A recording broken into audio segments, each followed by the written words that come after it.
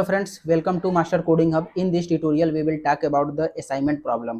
तो इस वीडियो में हम बात करने वाले हैं असाइनमेंट प्रॉब्लम के बारे में कि असाइनमेंट प्रॉब्लम क्या होती है और हम इसको कैसे सॉल्व करेंगे, ये सब चीज़ें के बारे में हम डिटेल में पढ़ने वाले हैं। तो वीडियो स्टार्ट करने से पहले अगर आप इस चैनल को सब्सक्राइब नहीं किए तो चैनल को सब्सक्राइब कर ले। अगर वीडियो अच्छी लगे तो लाइक करके जरूर जाएगा और कोई भी डाउट हो तो कमेंट सेक्शन में जरूर बताइएगा। ओके, तो चलिए स्टार्ट करते हैं असाइनमेंट प्रॉब्लम।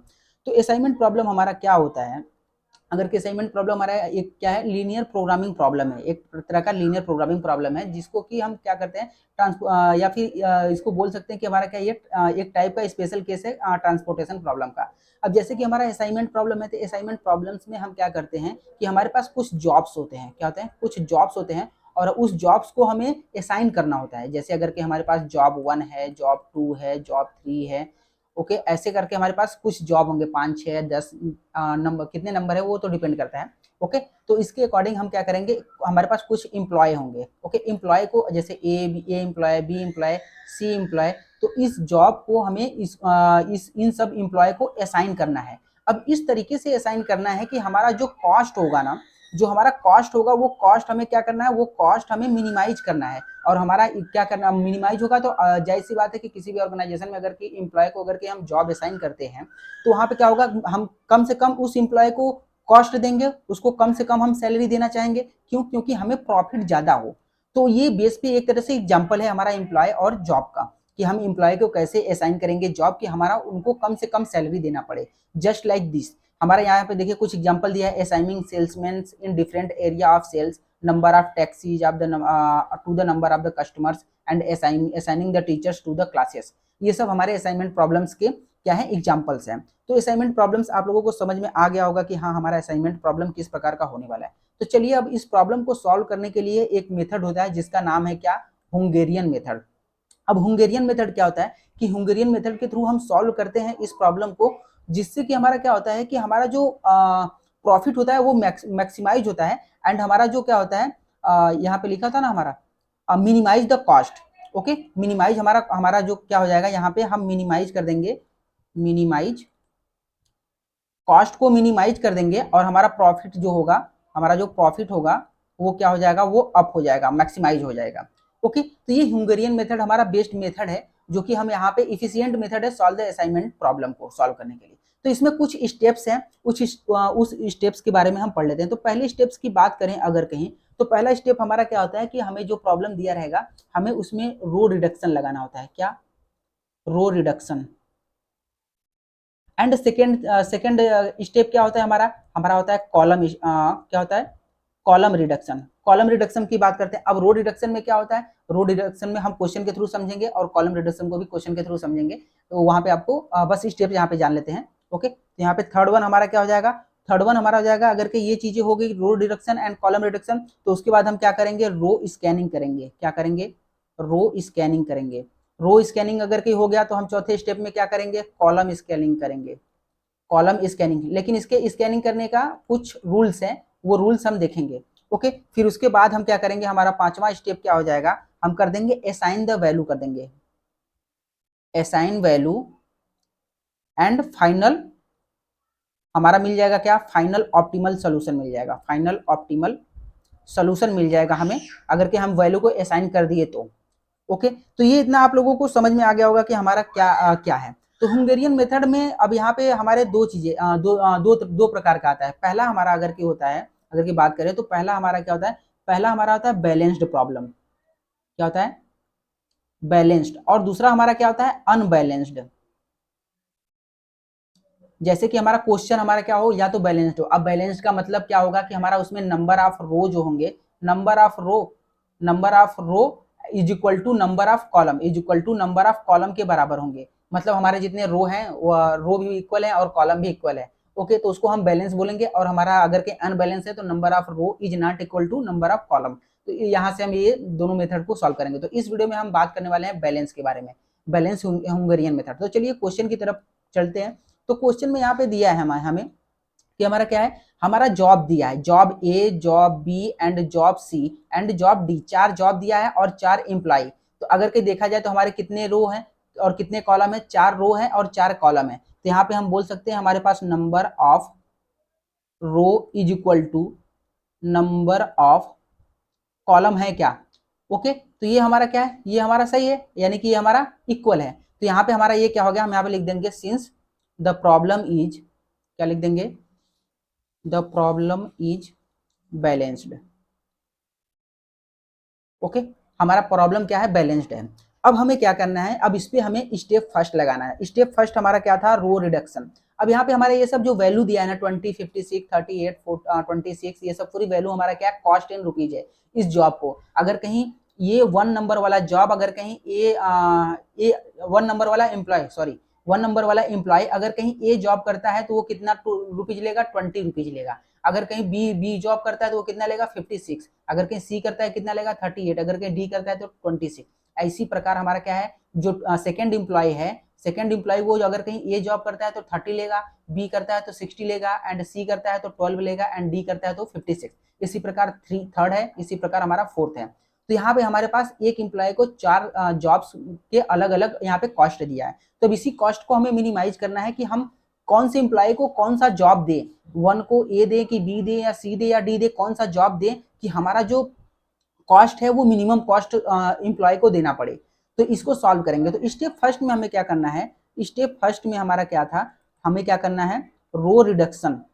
अब रो रिडक्शन क्या होता है, अब रो रिडक्शन में हमें क्या करना होता है कि हम सभी रो के करस्पॉन्डिंग, सब रो में से, ईच रो में से, अगर कि पहली रो की बात करें तो पहली रो में सबसे छोटी वैल्यू उठाएंगे। सबसे छोटी वैल्यू इन चारों में से कौन है, तो हमें क्या दिख रहा है, 20 है। ओके, अब इन 20 को इन चारों वैल्यू में से सब्ट्रैक्ट करेंगे। अब इन 20 को 20 में से चारों वैल्यू में से सब्ट्रैक्ट करेंगे। तो यहाँ पे क्या हो जाएगा, 20 माइनस 20 इज इक्वल टू 0। और इसके बाद क्या हो जाएगा, 56 माइनस 20 तो क्या मिलेगा हमें, हमें मिलेगा 36। एंड उसके बाद क्या हो जाएगा, 38 माइनस 20 करेंगे तो हमें क्या मिलेगा, 18 मिलेगा। एंड उसके बाद इसी प्रकार हमारा क्या हो जाएगा, 26 माइनस 20 करेंगे तो हमें क्या मिलेगा, 6 मिलेगा। इसी प्रकार हमें क्या करना है, इसी प्रकार हमें रो सेकंड में करना है, सेकंड रो में इसमें सबसे छोटी वैल्यू क्या है, 12 है। एंड इसी फिर क्या करना है, 30 minus 12, 60 minus 12, 12 minus 12 and 56 minus 12, ये सब वैल्यू निकालना है। ओके, उसके बाद थर्ड रो में हमें क्या करना है, थर्ड रो में भी हमें सबसे छोटी वैल्यू देखना है। तो सबसे छोटी वैल्यू हमारा क्या है, 34 है। ओके, 34 है, तो इसको भी ऐसे ही सब्ट्रैक्ट करना है। यहाँ पे हमारा क्या हो जाएगा, 80 minus 34 and 42 minus 34 and 40 minus 34 and 34 minus 34। Okay, अब एंड फोर्थ रो में भी ऐसे करना है। फोर्थ रो में हमारा सबसे छोटी वैल्यू क्या है, 24। तो इसको हमें क्या करना है, इसमें से 24 माइनस करना है, इसमें से 24 माइनस करना है, and 52 minus 24 and 24 minus 24।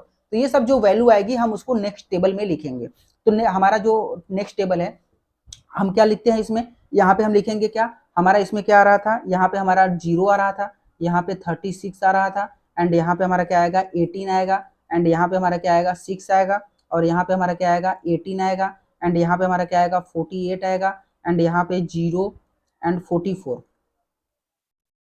Okay, and यहाँ पे थर्ड रो में हमारा क्या आएगा, थर्ड रो में हमारा जाएगा 46, फिर 8 एंड 6 एंड 0।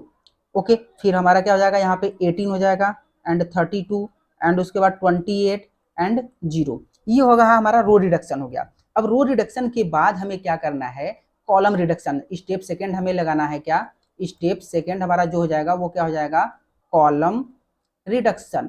अब कॉलम रिडक्शन में हम जो बात करेंगे, ओके, हम जो कॉलम रिडक्शन में बात करेंगे, जो हमारा रो रिडक्शन से जो टेबल आया है ना, ये वाला टेबल, इसी टेबल को यूज करके हम कॉलम रिडक्शन यूज करेंगे, बनाएंगे। अब कॉलम रिडक्शन में क्या होगा कि अब कॉलम के करस्पॉन्डिंग हम क्या करेंगे, मिनिमम वैल्यू उठाएंगे। हर कॉलम के करस्पॉन्डिंग मिनिमम वैल्यू उठाएंगे। अब कॉलम फर्स्ट में देखेंगे तो सबसे मिनिमम क्या है, 0 है। कॉलम फर्स्ट में सबसे मिनिमम क्या है हमारा, कॉलम में सबसे मिनिमम क्या है यहाँ पे, 0। कॉलम सेकंड में सबसे मिनिमम क्या है, 8 है। कॉलम थर्ड में हमारा क्या है, यहाँ पे भी 0 है, एंड कॉलम फोर्थ में भी हमारा क्या है, 0 है। इन दोनों 0 में से कोई भी 0 ले लो। ओके, तो कॉलम रिडक्शन में अगर के हम बात करें तो कॉलम रिडक्शन में हमारी सब वैल्यू क्या हो जाएगी, इसमें से 0 माइनस करेंगे 0, यानी 18 माइनस 0 करेंगे तो 0, 18 माइनस 0 हमारा 0, 46 माइनस 0 0, 18 माइनस 0 0। अब इसी प्रकार हमारा 38 में से 36 माइनस करेंगे, 8 माइनस करेंगे यहाँ पे 48 माइनस यहाँ पे 8 माइनस यहाँ पे 8 माइनस 8, एंड यहाँ पे 32 माइनस 8, जो वैल्यू आएगी हम वो लिख लेंगे नेक्स्ट टेबल में। यहाँ पे हमारा क्या हो जाएगा, 0 0 माइनस 0, यहाँ पे भी 0, यहाँ पे भी 0, ऐसे ही। एंड यहाँ पे भी क्या हो जाएगा, 0 0 0 0 माइनस करने का मतलब वही है कि हमारा की सेम वैल्यू मिल जाएगी। अब कॉलम रिडक्शन हो गया। अब कॉलम रिडक्शन के बाद हमें क्या करना है, कॉलम रिडक्शन की वैल्यू हम लिख लेते हैं यहाँ पे। अब कॉलम रिडक्शन में हमारा यहाँ पे क्या मिला, 0 मिला फर्स्ट कॉलम में, फिर यहाँ पे 18 मिला, फिर उसके बाद हमें क्या मिला, यहाँ पे 46 मिला, उसके बाद हमें क्या मिला, यहाँ पे 18 मिल गया, उसके बाद क्या मिला हमें 28, इसमें तो 0 नहीं था, यहाँ पे 8 था। ओके, तो यहाँ पे हमें क्या मिल जाएगा, 40 मिल जाएगा, यहाँ पे 0 मिल जाएगा, यहाँ पे 24 मिल जाएगा। फिर उसके बाद थर्ड कॉलम में हमारा यहाँ पे 18, फिर उसके बाद 0, उसके बाद 6, उसके बाद क्या हो जाएगा 28, एंड उसके बाद 6, उसके बाद 44, उसके बाद 0 एंड 0। ये हमारा मिल गया कॉलम रिडक्शन के बाद। अब कॉलम रिडक्शन के बाद हमें क्या करना था, हमारा रो स्कैनिंग था। हमारा स्टेप थर्ड क्या था, स्टेप थर्ड हमारा क्या था, रो स्कैनिंग, रो स्कैनिंग। ओके, रो स्कैनिंग। अब रो स्कैनिंग में हम क्या करते हैं, हम रो स्कैनिंग में क्या करते हैं कि हम रो के करस्पॉन्डिंग जाते हैं। अब यहाँ पे स्टेप फोर्थ मैं लिख दे रहा हूँ, दोनों स्टेप मर्ज करके मैं यहाँ पे बता दूंगा आपको। यहाँ पे हमारा क्या था, कॉलम स्कैनिंग।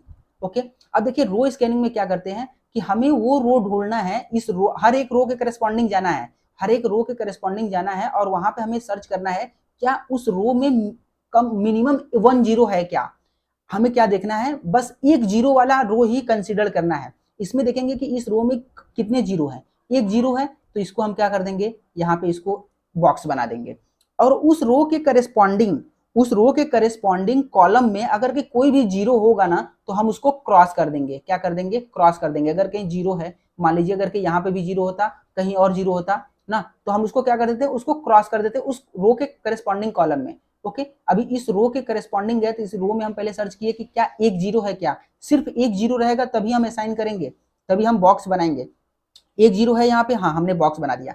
अब इस रो के करस्पॉन्डिंग इस कॉलम में हम देखेंगे कोई 0 है क्या, तो उस अगर कोई 0 रहता तो हम उसको क्या कर देते हैं, उसको हम क्रॉस कर देते हैं, उस 0 को काट देते हैं। ओके, अब इसमें 0 नहीं है तो हम क्या करेंगे, इसको छोड़ देंगे ऐसे। अब सेकेंड रो में जाएंगे, सेकेंड रो में देखेंगे क्या इस रो में कहीं 1 0 है, अगर कि एक से ज्यादा 0 होगा तो उस रो को छोड़ देंगे। इसी प्रकार कॉलम रिडक्शन में भी है, अगर कि कॉलम में भी अगर कि एक से ज्यादा 0 होगा तो उसको हम स्किप कर देंगे। ओके, चलिए अब यहाँ पे सेकंड रो में भी यहाँ पे हमें क्या मिला, एक 0 मिल गया, अगर कि यहाँ पे भी अगर कि 0 होता तो हम इसको छोड़ देते। ओके, तो अब इसके करस्पॉन्डिंग इस कॉलम में देखेंगे क्या 0 है क्या नहीं है। चलिए अब थर्ड रो में चलते हैं। थर्ड रो में देखिए यहाँ पे 2 0 है, एक 0 यहाँ पे है, एक 0 यहाँ पे है, तो हम इसको क्या कर देंगे, स्किप कर देंगे। अब यहाँ पे हम आ जाते हैं फोर्थ रो में। फोर्थ रो में देखेंगे यहाँ पे एक 0 मिला, एक 0 मिला तो हम इसको असाइन कर देंगे, और इस कॉलम के करस्पॉन्डिंग जितने भी 0 होंगे उसको हम क्या कर देंगे, क्रॉस कर देंगे। ओके, अब क्रॉस कर दिए। अब हमारा रो स्कैनिंग हमारा क्या हो गया, कंप्लीट हो गया। अब हम बात करेंगे कॉलम स्कैनिंग की। कॉलम स्कैनिंग की बात करेंगे तो हम कॉलम वाइज जाएंगे कि क्या यहाँ पे कॉलम में कोई और 0 है क्या, नहीं है। ओके, कॉलम में कोई 0 है क्या, नहीं है, में कोई 0 है क्या, नहीं है, तो हम इसको स्किप कर देंगे, आगे चले जाएंगे। अब नेक्स्ट कॉलम में आ गए। नेक्स्ट कॉलम में आने के बाद हम यहाँ पे क्या करेंगे, नेक्स्ट कॉलम में यहाँ पे देखेंगे कोई 0 बचा है, हाँ देखेंगे यहाँ पे एक 0 तो मिला है, एक से ज्यादा 0 होगा तो हम उसको स्किप कर देंगे। अब इस कॉलम के करस्पॉन्डिंग आ गए यहाँ पे, तो इसके हम क्या करेंगे, इसके रो के करस्पॉन्डिंग, इसके रो के करस्पॉन्डिंग देखेंगे कोई 0 है क्या, इस रो में नहीं है, यहाँ पे था वो कट गया, तो हम क्या करेंगे, अभी इसको आगे बढ़ जाएंगे। तो हम इस रो के, इस कॉलम के करस्पॉन्डिंग आएंगे, यहाँ पे भी कोई 0 नहीं है, यहाँ पे भी कोई 0 नहीं है, तो इसका मतलब हमारा असाइनमेंट जो था वो हो चुका है। असाइन हमारा जो वैल्यू थी, हमारा जो असाइनमेंट था जॉब का, वो हो चुका है। अब यहाँ पे हम चेक करेंगे, यहाँ पे हम चेक करेंगे क्या नंबर ऑफ असाइनमेंट, क्या number of assignment is equal to हमारा नंबर ऑफ रो या कॉलम के बराबर है क्या, क्योंकि नंबर ऑफ रो हमारे कितने हैं, 4 है, नंबर ऑफ कॉलम हमारा बराबर है, तो नंबर ऑफ रो बोले या कॉलम बोले बात वही है। तो हमारा नंबर ऑफ असाइनमेंट कितने हैं, 4 है, 1 2 3 एंड 4, जो बॉक्स वाला है 4 है। अब नंबर ऑफ रो हमारे कितने हैं, नंबर ऑफ रो हमारा ये, यानी कि ये हमारा सही है। तो यहाँ पे हम क्या बोलेंगे कि सिंस हमारा क्या हो जाएगा, solution is optimal, solution is optimal, sorry solution is optimal. Okay, solution हमारा ऑप्टिमल है। तो अब इसके बाद हमें क्या करना है, नेक्स्ट स्टेप में हमें क्या करना है, हमें एक टेबल बनाना है। हमें एक टेबल बनाना है किसका, एम्प्लॉय का, किसका, एम्प्लॉय का, और हमारा क्या था, जॉब का, एंड उसके बाद यहाँ पे क्या लिख देंगे, कॉस्ट का। ओके, अब यहाँ पे हमारा क्या हो जाएगा, कॉस्ट हो जाएगा, यहाँ पे जॉब हो जाएगा। ओके, अब यहाँ पे हमारा क्या था, एम्प्लॉय था। अब हमारे एम्प्लॉय क्या थे, देख लेते हैं पीछे, 1 2 3 4 एम्प्लॉय और उसके अकॉर्डिंग यहाँ पे हमारा क्या हो जाएगा 1 हो जाएगा, यहाँ पे 2, यहाँ पे 3, यहाँ पे 4। ओके, अब हमारा यहाँ पे देखेंगे कि 1 को कौन सा जॉब असाइन हुआ था, 1 को कौन सा जॉब असाइन हुआ है, 1 को ए वाला जॉब असाइन हुआ है। ओके, 1 को ए वाला जॉब असाइन हुआ है, 1 को ए वाला जॉब असाइन हुआ है। सेकेंड पर्सन को कौन सा जॉब असाइन हुआ है, सेकेंड को हमारा यहाँ से देखा जाए तो सेकेंड के चले यहाँ पे सी वाला जॉब असाइन हुआ है, तो कौन सा है सी वाला। एंड थर्ड को कौन सा हुआ है, थर्ड को बी वाला, थर्ड को यहाँ पे देखिए बी वाला, तो थर्ड को हमारा क्या हो जाएगा यहाँ पे बी। एंड फोर्थ को कौन सा असाइन हुआ है, फोर्थ को हमारा असाइन हुआ है, फोर्थ को हमारा डी वाला असाइन हुआ है। यहाँ से ऐसे जाएंगे और यहाँ पे ऐसे देखेंगे तो हमारा कौन सा है डी वाला, तो यहाँ पे हमारा क्या हो जाएगा डी। अब सबकी कॉस्ट देखना है, अब सबका कॉस्ट देखना है तो सबका कॉस्ट हम कहाँ से देखेंगे, जो हमारा क्वेश्चन में पहला टेबल दिया था वहां से। ओके, तो हमारा क्वेश्चन का पहला टेबल कहाँ था, यहाँ था, तो यहाँ पे 20 है, 20 के बाद हमारा क्या था, यहाँ पे सेकेंड वाले के लिए हमारा क्या था 12 था। ओके, सी असाइन हुआ था, थर्ड वालों के लिए हमारा क्या था 42 यानी ये वाला बी असाइन हुआ था। एंड फोर्थ के लिए हमारा क्या था 24 यानी डी वाला असाइन हुआ है। ओके, तो हम ये वैल्यू वहाँ पे राइट कर देंगे कॉस्ट वाले में। ओके, तो यहाँ पे हमारा क्या आ जाएगा, यहाँ पे 20 आ जाएगा, यहाँ पे 12 आ जाएगा, यहाँ पे 42 आ जाएगा, एंड यहाँ पे क्या आ जाएगा 24 आ जाएगा। अब यहाँ पे तो हमारा ये हो गया। अब हमें टोटल कॉस्ट निकालना है, टोटल कॉस्ट, तो टोटल कॉस्ट इक्वल टू क्या हो जाएगा 20 plus 12 plus 42 plus 24, this is equal to हमारा क्या हो जाएगा 98। ये हो जाएगा हमारा आंसर। हम इसको बोल सकते हैं क्या, हमारा मिनिमम कॉस्ट क्या हो जाएगा, minimum cost to assign the job to employ कितना हो जाएगा 98 रुपीज हमारा कॉस्ट जाएगा। ओके, 98 रुपीज कॉस्ट जाएगा। तो ये हो गया हमारा क्या बैलेंस्ड प्रॉब्लम हुंगेरियन मेथड के थ्रू। आप इसको अगर कहीं ट्राई करेंगे और भी अगर कि आपको मन में अगर कि डाउट है कि हाँ हम और कोई भी मतलब असाइन कर लेते हैं, ए को कोई एम्प्लॉय 1 को कोई और जॉब दे दें, बी दे दें या सी दे दें, तो आप इससे कम में आपको जो हमारा ये कॉस्ट निकला है ना, ये कॉस्ट से कम में आपको कहीं नहीं मिलेगा असाइन करने के बाद।